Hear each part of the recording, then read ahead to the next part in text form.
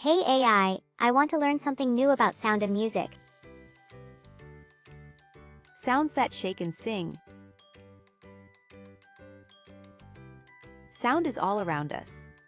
From birds singing to drums booming, sounds happen when things move and shake the air.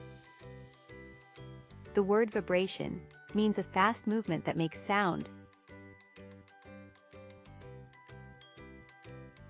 Sound is made when things vibrate.